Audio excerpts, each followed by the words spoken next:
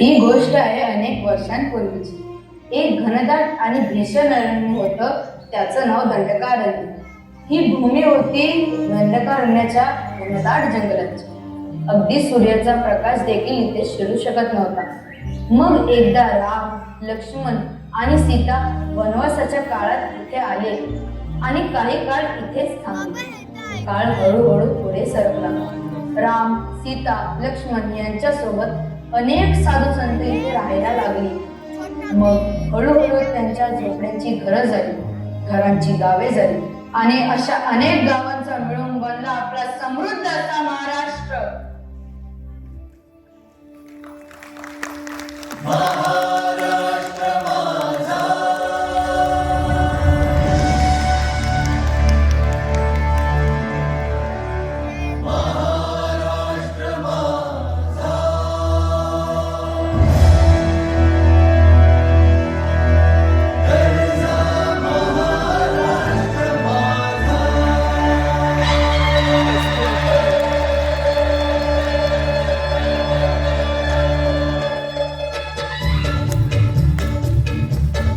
जय जय महाराष्ट्र माझा, गरजा महाराष्ट्र माझा. जय जय महाराष्ट्र माझा, गरजा महाराष्ट्र माझा. जय जय महाराष्ट्र माझा, गरजा महाराष्ट्र माझा. रेवा वरदा कृष्ण कोयना भद्रा गोदावरी. रेवा वरदा कृष्ण कोयना भद्रा गोदावरी. एकपणाचे भरती पाणी मातीच्या घागरी. एकपणाचे भरती पाणी मातीच्या घागरी. भीमथडीच्या तटानाया, भीमथडीच्या तटानाया यमुनेचे पाणी पाजा. जय महाराष्ट्र माझा, जय जय महाराष्ट्र माझा, गरजा महाराष्ट्र माझा. 1264च्या सुमारास राजा रामदेवराव यादव याच्या राज्यात आपला महाराष्ट्र सुखाने नांदत होता. पण हे सुख फार काळ टिकले नाही. दिल्लीचा सुलतान अल्लाउद्दीन खिलजी महाराष्ट्रावर डोळा ठेवून बसला होता. त्याने खूप मोठी फौज महाराष्ट्रावर पाठवली. रामदेवराव यादव या भव्य सेनेसमोर तर हार मानली, पण त्याचा मुलगा शंकरदेवराव यादव मात्र लढायला पुढे आला. शंकरदेवराव यादव आणि खिलजीची सेना यात घनघोर युद्ध झाले. यादव जवळजवळ हे युद्ध जिंकत आले होते. तेवढ्यात खिलजीच्या सेनेने अफवा पसरवली की दिल्लीहून अजून मोठी सेना येत आहे. यामुळे यादवांची सेना मात्र घाबरून गेली. तोंडाशी आलेला विजय फक्त भीतीपोटी निघून गेला आणि पहिल्यांदा आपला महाराष्ट्र परकीयांच्या आक्रमणात गेला. महाराष्ट्रावर झालेले हे पहिले आक्रमण. यानंतर काही प्रसंग सोडले असता एकही मराठी हात या सुलतानांपुढे उठला नाही. बघा बघा, सुमारे 300-350 वर्ष कित्येक सुलतानांनी सत्तांनी मिळून आपल्या महाराष्ट्राचे कसे हाल हाल केले ते.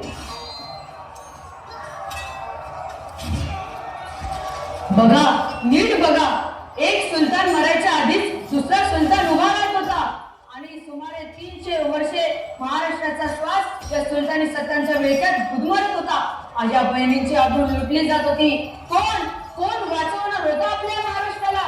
ही गुलामगिरी आणि लाचारी पाहून चिडत होता तो फक्त सह्याद्री. 300 वर्षे अंधारानंतर अखेर एक दिवस महाराष्ट्राच्या क्षितिजावर प्रकाशाचा किरण दिसला. वेरूळच्या मालोजी राजे भोसल्यांच्या घरी एका पराक्रमी पुत्राचा जन्म झाला. त्याचे नाव शहाजीराजे मालोजीराजे भोसले. राजे हळूहळू मोठे झाले. पुढे त्यांचा विवाह झाला लखुजी राजे जाधव यांच्या कन्या जिजाऊंशी.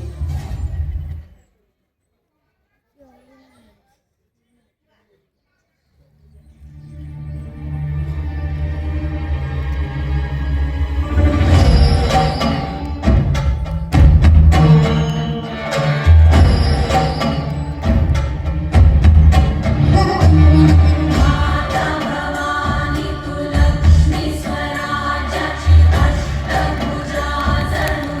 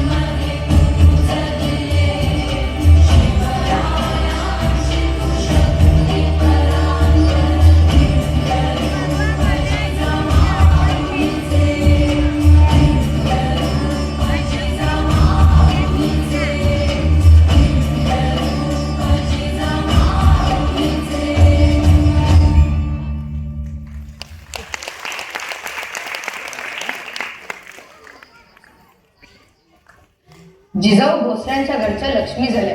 त्यांच्या नजरेसमोर महाराष्ट्राची गुलामगिरी आता दिसू लागली होती. हे असे का घडते आणि किती वेळ चालू राहणार आहे हे मात्र त्यांना कळत नव्हते. हे सर्व पाहून ते अत्यंत अस्वस्थ होत. पुढे काही दुर्दैवी प्रसंगामुळे त्यांचं माहेर देखील त्यांना परक झालं. मराठे आपसात भांडत होते. हे राष्ट्र आपले आहे हे जणू सर्वजण विसरलेच होते. जिजाबाई आता तळमळीने तुळजाभवानीला विनवण्या करत होत्या.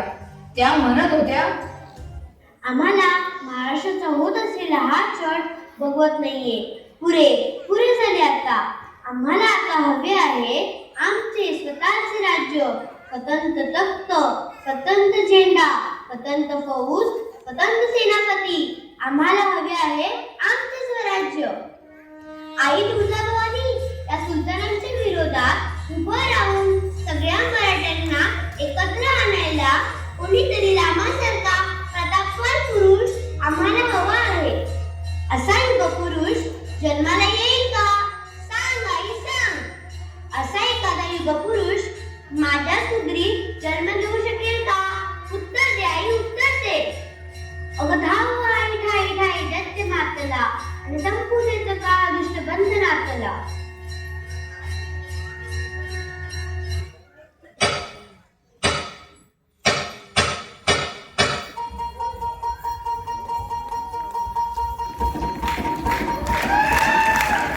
अगं धाव आई ठाई ठाई दत्त मातला आणि संपू देतं काळ दुष्ट बंधनातला. अगं धाव आई ठाई ठाई दत्त मातला आणि संपू देतं काळ दुष्ट बंधनातला. हातात त्रिशूळ तू हातात आई घे, बंदीच आज संबळाला गे.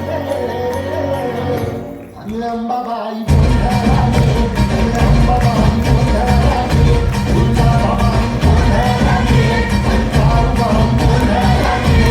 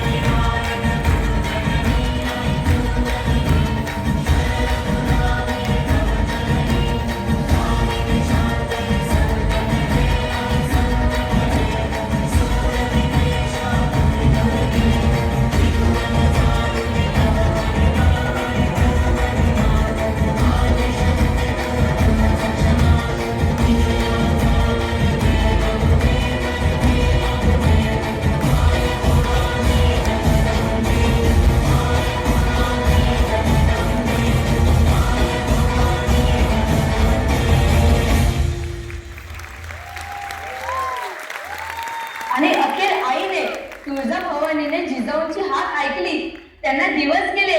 सर्वत्र आनंदी आनंद झाला. संपूर्ण गड हर्षाने आनंद निघाला. ही स्त्री मात्र विलक्षण वेगळी होती. जिजाऊंना डोहायला लागले पण कसले. त्यांना डोहायला लागले आता ढाल तलवार घेऊन लढण्याचे, गड जिंकायचे. त्यांना डोहायला लागले वाघावर बसण्याचे. हे दिवस देखील काही सुखात नाही गेले.